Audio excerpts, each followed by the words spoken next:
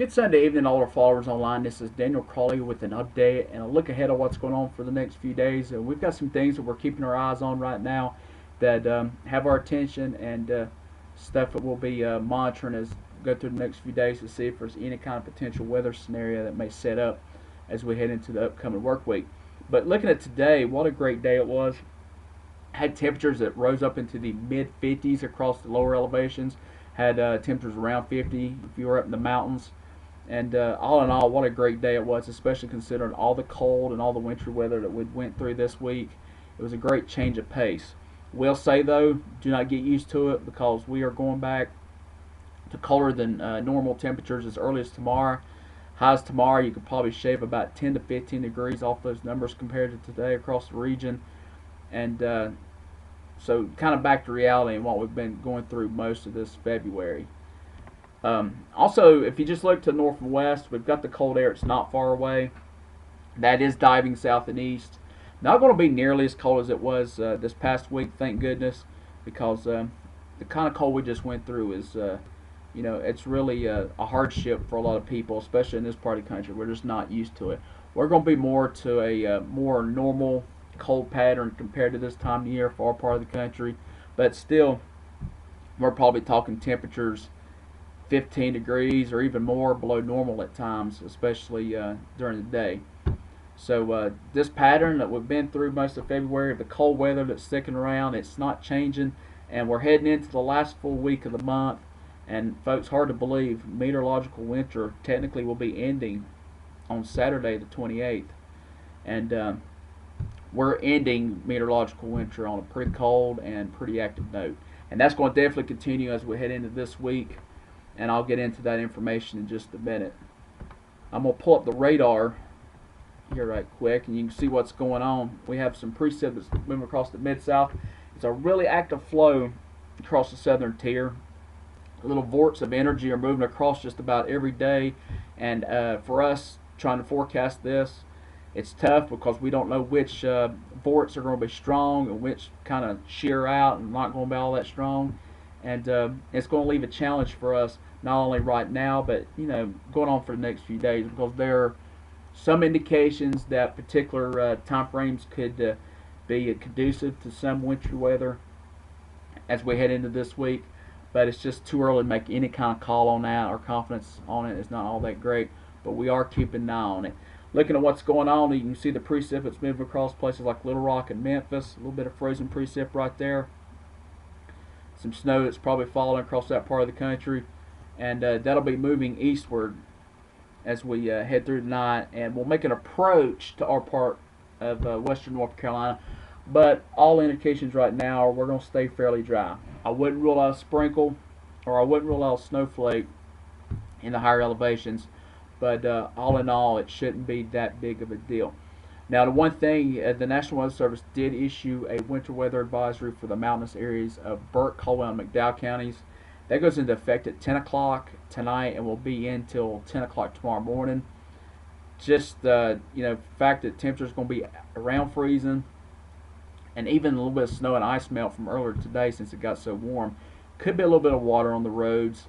So be on the lookout for that, for maybe some patchy, slick areas in the higher elevations. Shouldn't be a problem here in the lower elevations. We're probably going to stay a little bit above freezing overnight.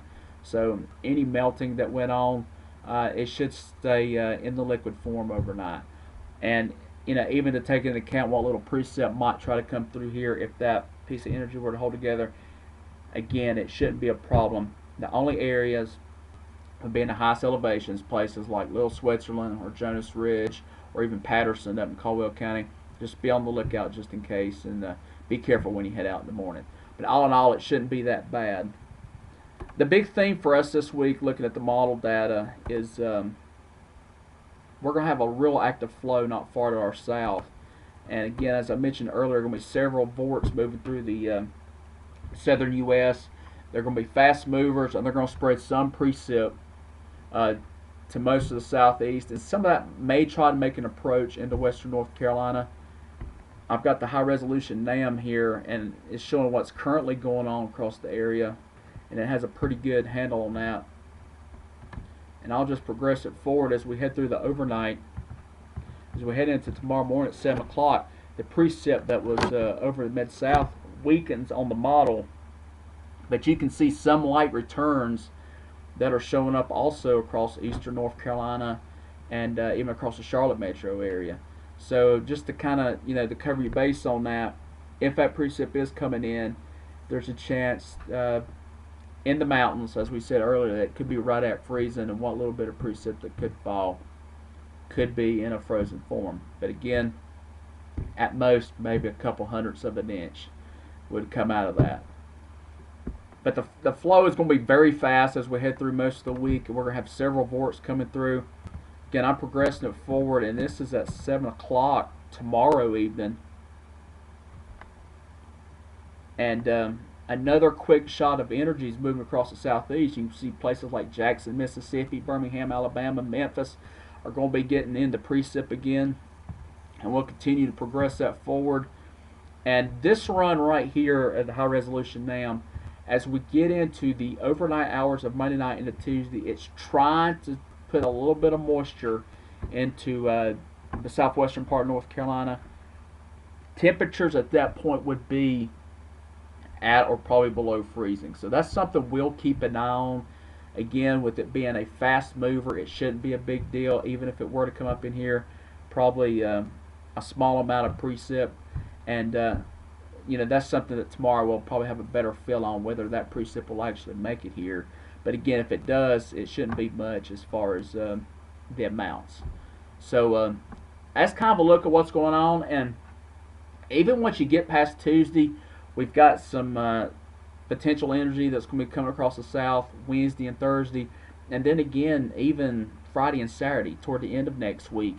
We're going to be keeping an eye on it just because of the fact that it's going to be an active boundary, really not all that far to our south, laying between the I-20 and I-10 corridors there in the deep south.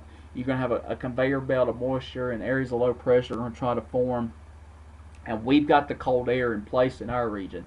All it would take is just a little bit of an adjustment in the moisture level, have it trend northward, and we could go from potentially just being cold and dry to potentially having some kind of winter weather threat.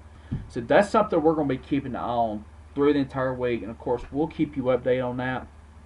As always, you can check out the latest forecast details online at burkweather.org, and as always, check us out on our Facebook pages: McDowell Weather, Burke Weather, Caldwell, Catawba, and Cleveland County Weather. Check us out. We'll be updating that, and if there's anything that we see that would tend to lean towards some kind of wintry weather, you guys will be first to know on our sites.